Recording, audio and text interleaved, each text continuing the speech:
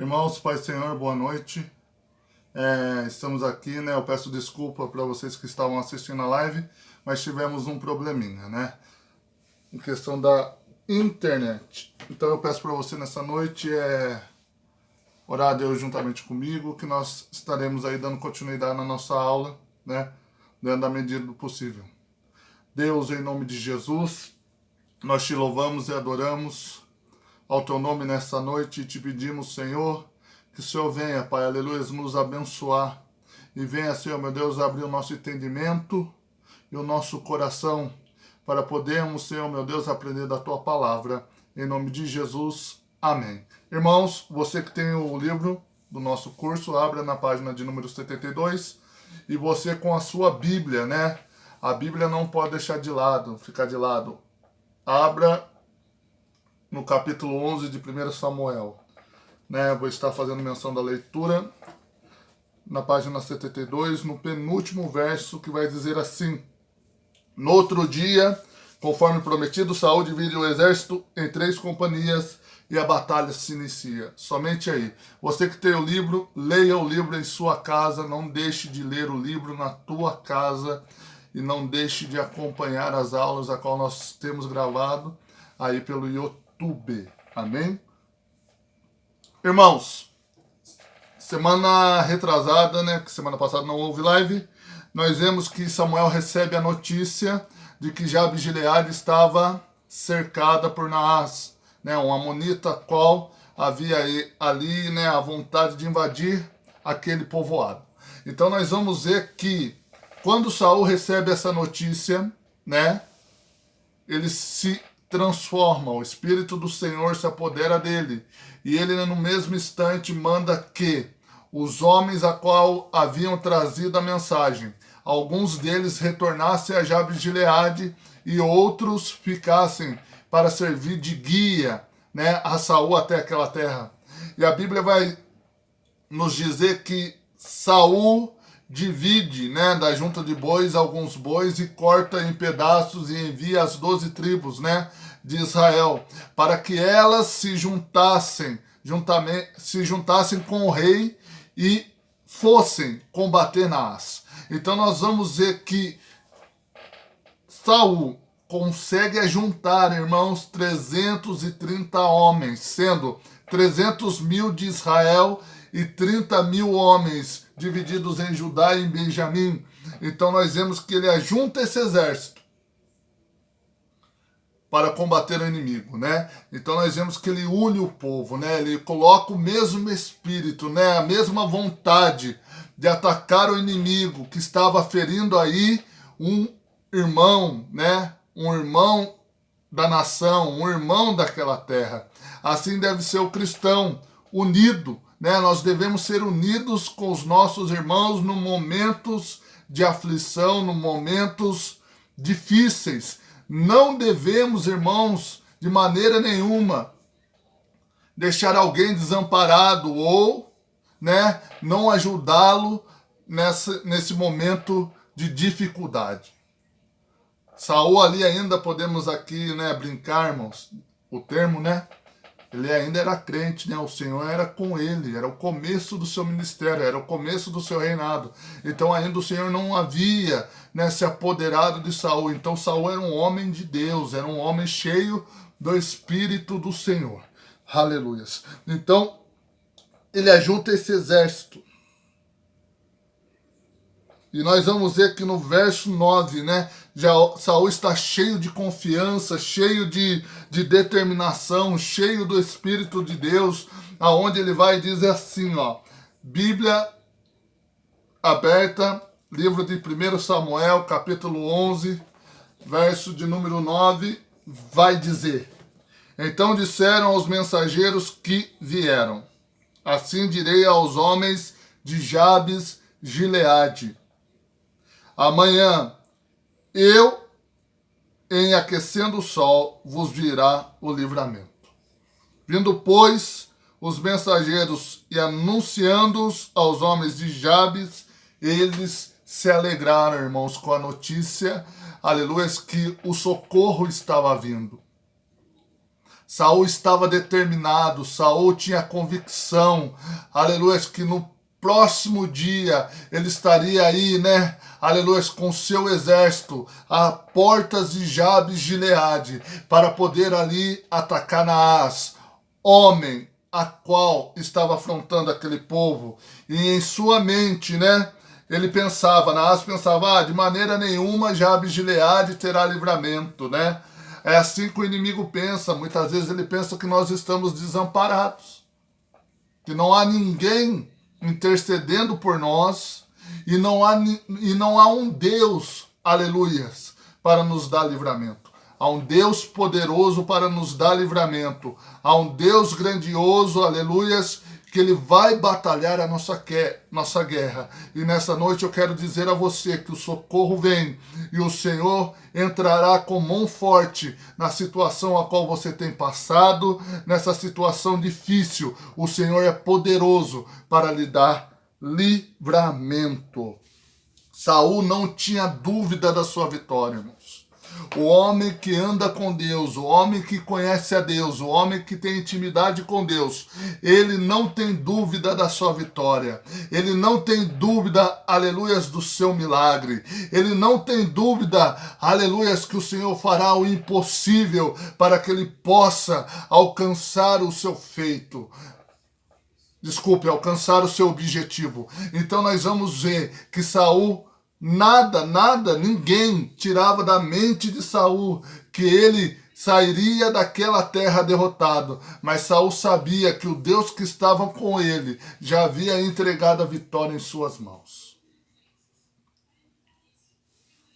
Pode você pensar como o povo de Jabes de Gileade pensava: nós estamos perdidos, nós estamos sem saída. O que será de nós? Será que o socorro vem de Deus ou não? Assim estavam as pessoas no cerco de Samaria, e Deus usou 4 leprosos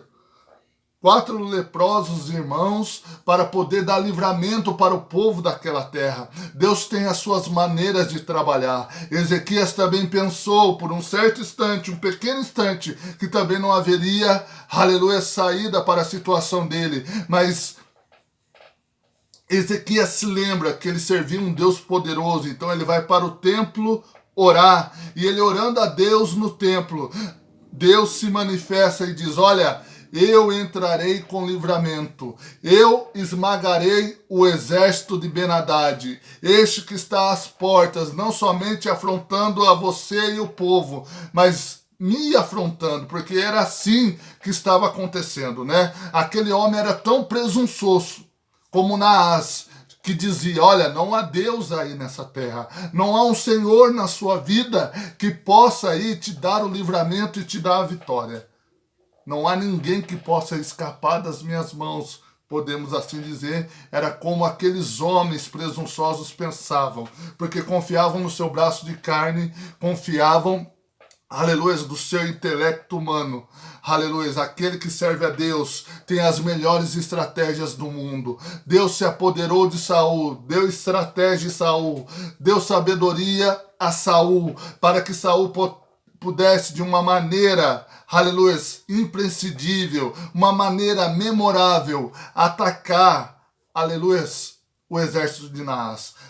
Vai dizer alguns historiadores que Saul divide o exército em 3 companhias de 110 mil homens e coloca essa infantaria por um raio de 100 quilômetros, irmãos. Imagine você aí essa distância. É como você pegar a Dutra fora.